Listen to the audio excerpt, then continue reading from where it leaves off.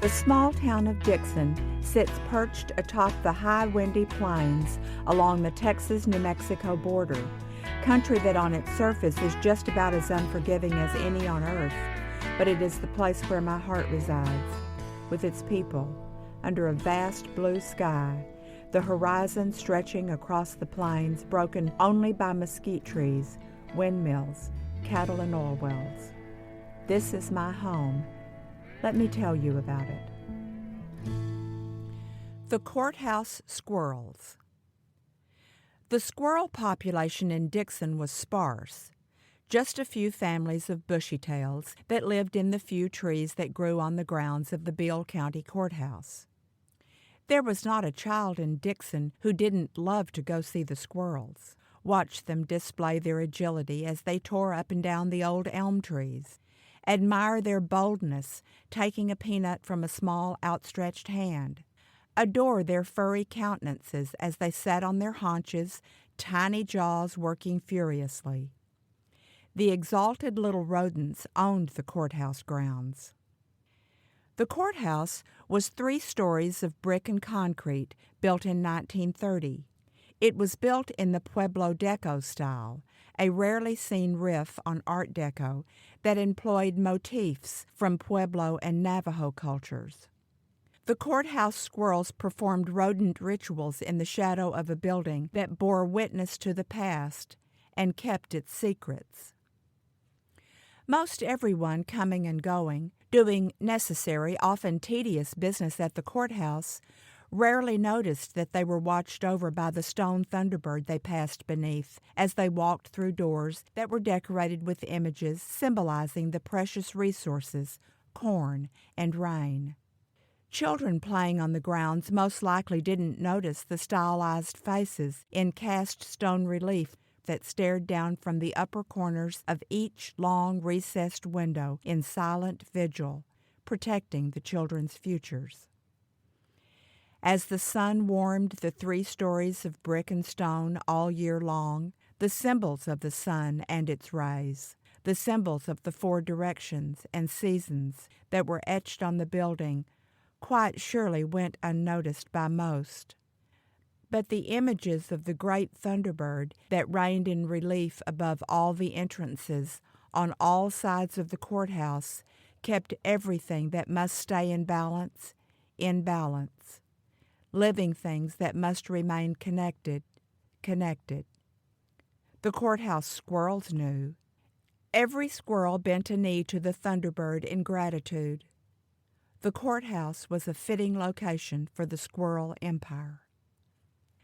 The building sat at the very center of town, facing Main Street to the west, Jefferson to the north, Central to the south, and Chaparral to the east.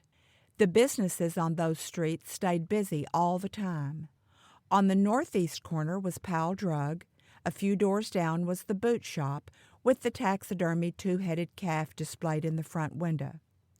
On another corner was Beale County Bank and Trust, and catty corner was the Beale Theater, the only movie theater in town. The green and white neon marquee popped against the deep red brick facade. 2 doors down was Izzy Kramer's dry goods store. Across the street were law offices and abstract offices. To the north was the hardware store that took up nearly half the block. And on the opposite corner was Ida's variety store, a major source of treats for the courthouse squirrels.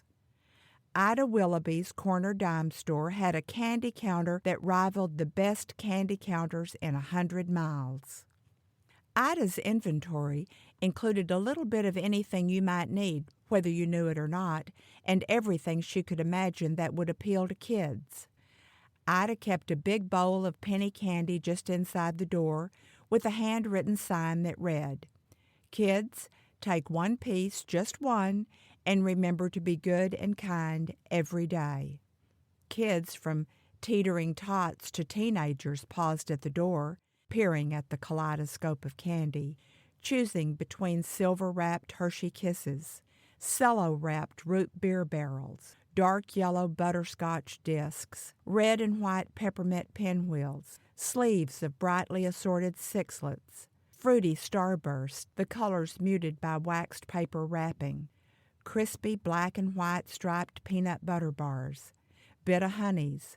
Double bubble bubble gum. Miniature boxes of Red Hots, and every flavor of Jolly Ranchers. Fiery cinnamon, green apple, blue raspberry. Ida Willoughby, a widow woman, had owned the store for years. Her husband, she referred to him always as Mr. Willoughby, died of a heat stroke out on a hard, dry piece of land south of town they'd homesteaded after leaving Oklahoma. He left her with 4 boys to raise alone, which she managed to do by taking in laundry and occasional boarders. She delivered eggs. She cooked and cleaned for old Mr. Ollie Andrews after his wife Bertie died.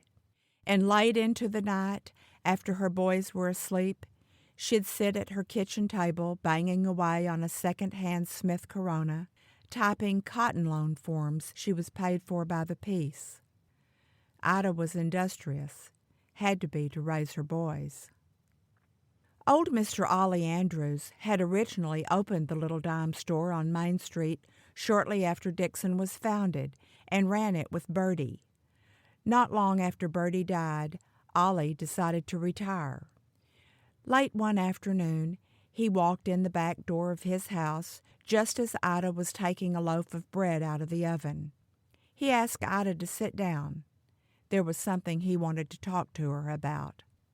She had been so good to him, he said, as he spread a piece of warm bread with butter, and he'd grown awfully fond of her and her boys, and he wanted to offer her a loan to buy the store. Ida said yes and no. Yes to the store, no to the loan. She'd been putting away money for years waiting for an opportunity, and here it was. She hung out a new sign on Dixon 5 and Dime and called it Ida's Variety Store. With the help of her sons who worked after school and weekends, Ida not only made a go of the business, the store and Ida became Dixon institutions. The Courthouse Squirrels especially favored Ida's. From time to time, squirrels would go streaking across Main Street to stare in the window, straining on hind legs to glimpse the contents of Ida's bowl of free candy. Then, before losing their nerve, dart inside, little squirrel hands reaching inside the bowl to get a sweet, then fleeing back home to safety. A driver on Main Street wouldn't dare to run over one of the squirrels. The sound of screeching brakes and crunching rear fenders was not uncommon as people stopped short to avoid the little mavericks. It was early October, the 3rd. Ike Gibson and little Priscilla were sitting on a bench under a big elm tree on the courthouse square. The sun was strong, but the shade of the tree and a breeze combined to make the temperature just right. Priscilla took the last swig of her Coke and a half-eaten package of Tom's Cheese Crisps out of her pocket. Cheese Crisps were one of her favorite snacks. She liked the package as much as the treat, liked the way the bright orange crackers were sandwiched together with peanut butter and stacked 4 sandwiches high in a tight cellophane wrapper. She could eat a couple, save a couple for later, or for squirrel snacks.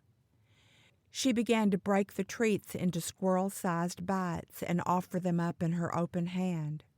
Orange crumbs outlined her feet and left the tops of her black and white saddle Oxfords decorated in cheese crisp confetti. "Daddy, look at him take it out of my hand," she said.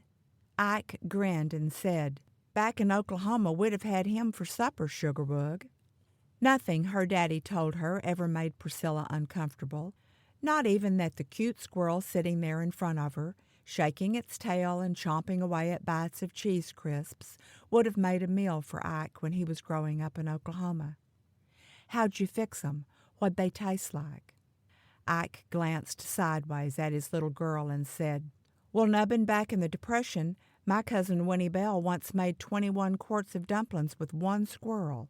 He squinted an eye and held up 1 finger. "Really, Daddy?" "That's all we had to eat," he said, "and we were glad to get it. You better go throw away that wrapper." Priscilla took the cellophane wrapper up to the trash can at the front of the building and balanced on the scuffed tiptoes of her black and white saddlocks to reach the trap door of the trash can and push the wrapper through. Hidden under her shoe was a diamond shape, deeply incised in the concrete. A curvy line serpentined next to it. If you happened to look closely, tucked away in corners in the concrete, near the foundation, on sidewalks and steps, those two cryptic images, diamond and serpent, appeared over and over on the outside of the courthouse.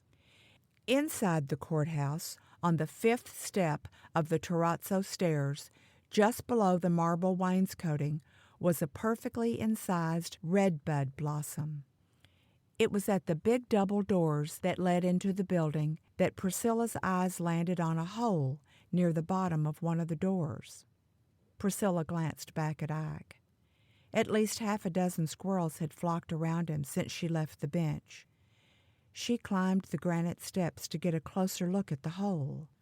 It was pretty deep and about as big around as her finger. She stuck her finger into the hole up to her first knuckle. Then she saw a similarly sized hole in the granite wall beside the doors, and then another. As she sidled up to the wall, she could feel the heat of the sun radiating off the granite as she stuck her finger into each of the holes. By the time she got back to Ike, another half dozen or so squirrels had gathered around his feet.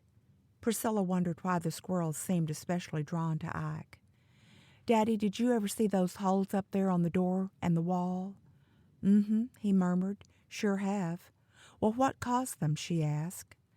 Ike considered for a minute, then said, "Baby, the man who made those holes had a child he loved as much as I love you." John Little was part of a crew of men, highly skilled laborers who came from Oklahoma in 1930. They worked for an outfit out of Tulsa that had been contracted to build the courthouse. It was good-paying work when many other men stood in bread lines and set up house in tent cities all over the country. John Little left his wife and 3 children back home while he worked in Dixon. He missed them all, but the youngest, his little girl, he missed her the most. He called her Redbud because she was born in the spring when the redbud trees in Oklahoma were in their glory. The Oklahoma hills turned pink with blooming redbuds, white with flowering dogwoods, and the squirrels rejoiced in the season. Some of the men who came to build the courthouse camped outside of town. Some stayed at Pearl's boarding house, but John Little got acquainted with Ida Willoughby and rented a room from her while he was in Dixon. Turns out she and John were raised not far from each other back in Oklahoma, and her husband, Mr. Willoughby, had been a good friend and lodge brother of John's father. John Little made friends everywhere he went. He was just like that. And friends he made on that job far away from the family he missed were a handful of Choctaw Indian men. John had smoothed over several marks he'd found in fresh-poured concrete around the job site, and one day he happened upon one of the Indian guys making the pair of marks. John asked him, "Say, Red John," everybody had a nickname, "what's that you're doing?" Red John answered him, saying, "Little Jay, we want to leave our Choctaw mark here too, along with this other Indian stuff. You see, the diamondback rattlesnake," and he went on to tell John Little about the significance of the diamondback to the Choctaw people, the supernatural snake that guarded and protected their crop fields with its venomous bite, but always gave warning. The diamondback was revered. Red John Folsom pushed a chaw of tobacco in his cheek and rattled a couple of dried mimosa beans. Little Jay jumped sideways. Red John grinned, and his eyes crinkled around the sides, knowing John didn't like snakes, even the supernatural one the Choctaws revered. When the job was finished and the courthouse stood proud in the center of town, John Little, who'd made a lot of friends there in Dixon, sent for his wife, 2 boys, and his little daughter Redbud, and made a home there on the high plains. While Dixon grew in the late 20s and 30s, Prohibition made fertile ground for crime and corruption there, as it did all across the country. In fact, opportunities may have been multiplied there on the Llano Estacado, the sea of grass, where the miles and unnoticed miles that stretched out to the horizon proved to be fortuitous for men like Ben Gibbs, who built a sprawling syndicate of corrupt operatives and hangers-on.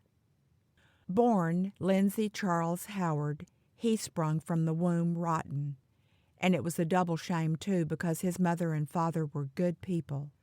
Not so their middle child, who showed signs of rottenness almost as soon as he could walk.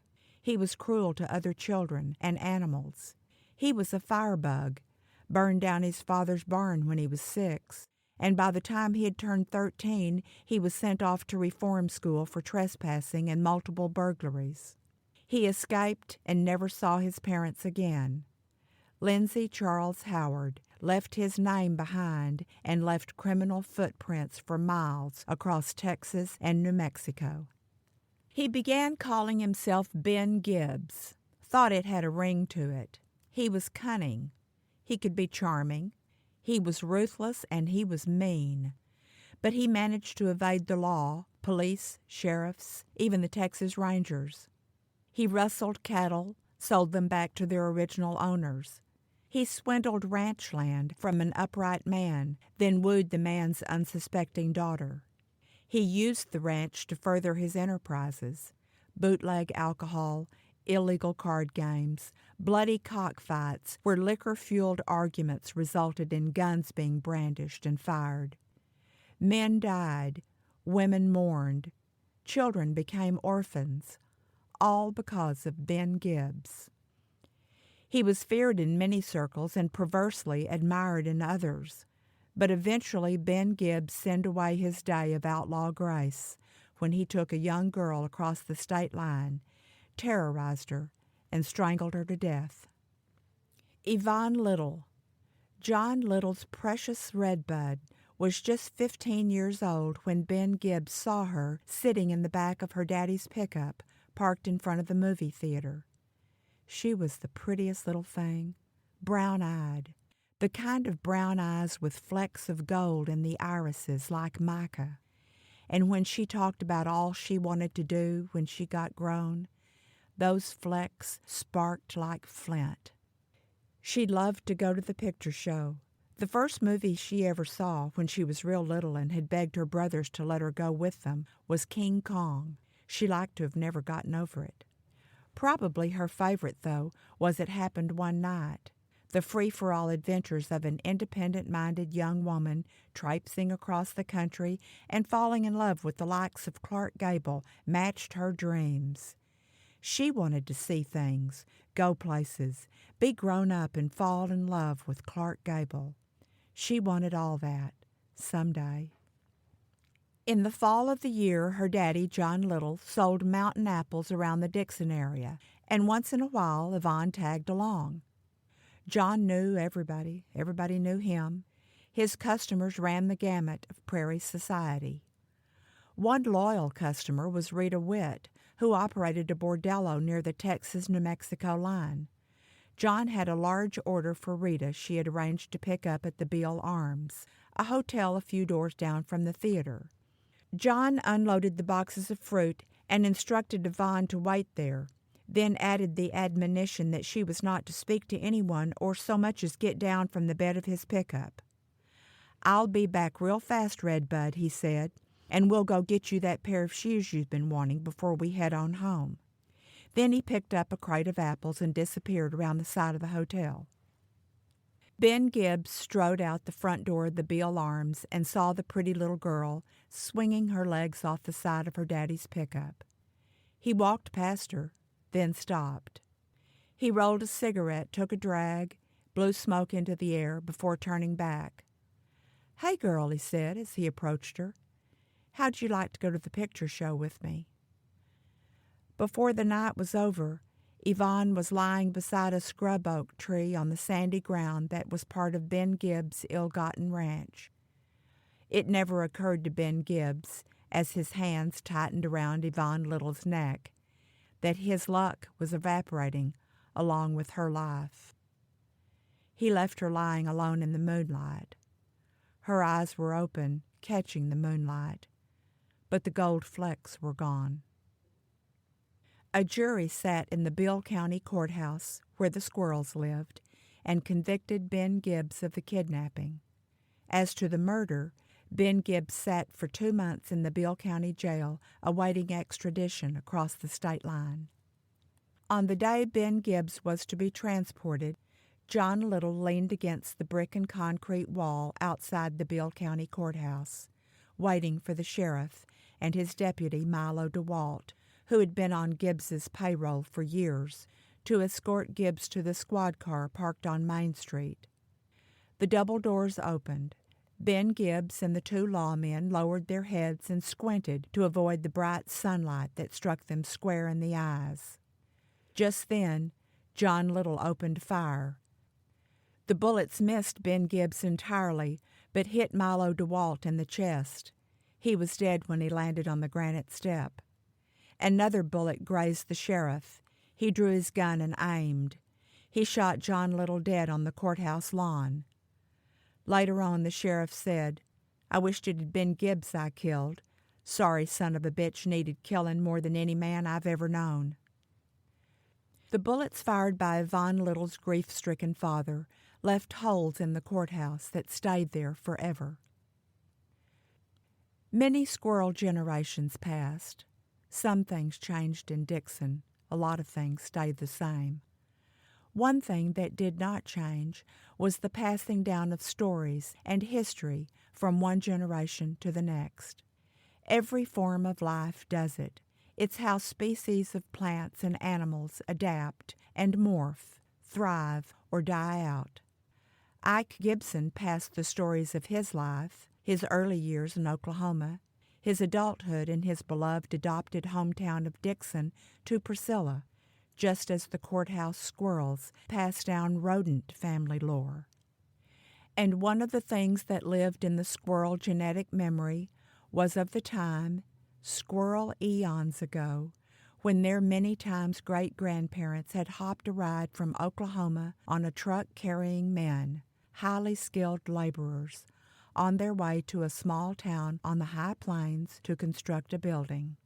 A building made in the Pueblo Deco style, with ancient Pueblo and Navajo motifs, with surreptitiously carved diamonds and serpents, with a redbud blossom carved on the terrazzo stairs, on the 5th step.